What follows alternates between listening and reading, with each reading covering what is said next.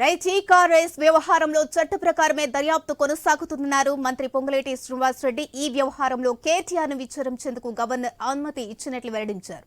Governor అనుమతి ఇస్తూ జారీ చేసిన పత్రాన్ని సీఎస్ ఎస్పీకి పంపిస్తారని తెలిపారు. ఇక గవర్నర్ అనుమతిపై కేబినెట్ లో చర్చ జరిగిందని, ఈ వ్యవహారంలో జరిగిన దోపిడీపై చర్చించినట్లు మంత్రి పొంగులేటి స్పష్టం చేశారు. ఇక దీనికి సంబంధించి మా స్పెషల్ కరెస్పాండెంట్ సునీల్ అందిస్తారు డీటెయిల్స్.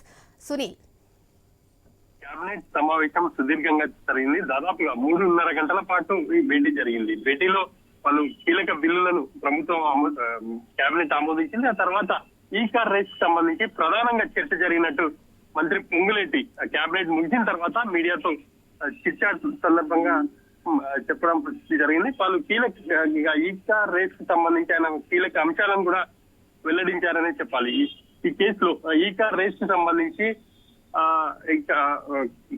కేటీఆర్ ను విచారణ చేసే అవకాశాలు అయితే స్పష్టంగా కనిపిస్తున్నాయి. ఇది ఈ అంశానికి సంబంధించి గవర్నర్ అనుమతి ఇచ్చారు.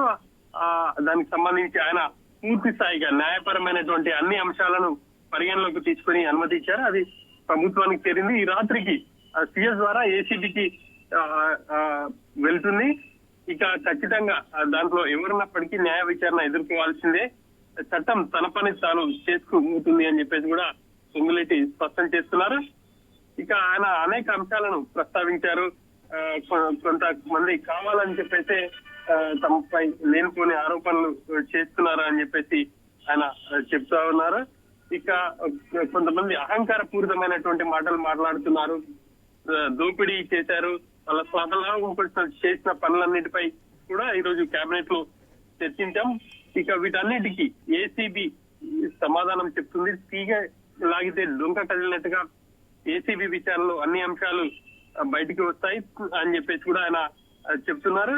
గతంలో ఆయన అన్న మాటలు రాబోయే రోజుల్లో ఖచ్చితంగా మామూలు తేలుతాయని చెప్పేసి ఆయన చేసినటువంటి వ్యాఖ్యలకు సంబంధించి కూడా ఈరోజు దుష్పాంబులు అయితే ఎందుకు భయపడుతున్నారు అని చెప్పేసి కూడా ఆయన ప్రశ్నిస్తున్నారు. ఇక ఢిల్లీ బాట పట్టారు. కొంతమంది ఢిల్లీ చుట్టూ కూడా ప్రదక్షిణలు చేస్తున్నారు కేసు నుంచి బయటపడేందుకు అని చెప్పేసి కూడా ఆయన హార్డ్ కామెంట్స్ చేశారని చెప్పేసి చెప్పుకోవచ్చు. కొంతమంది అడిగిన ప్రశ్నలకు జైలుకు పంపిస్తే ఆ తర్వాత వచ్చాక పాదయాత్ర చేస్తారని చెప్పేసి చెప్పినప్పుడు కూడా మోకాళ్ళ యాత్ర చేయని వాళ్ళ ఇష్టం అని చెప్పేసి కూడా పొంగులేటి కామెంట్ చేశారు. ఇక ఇదే అంశానికి సంబంధించి ఐఏఎస్ అరవింద్ కుమార్ ను కూడా విచారించే అవకాశాలు అయితే స్పష్టంగా కనిపిస్తున్నాయి. దీనికి సంబంధించి ఇప్పటికే ప్రభుత్వం అనుమతి కూడా ఇచ్చింది.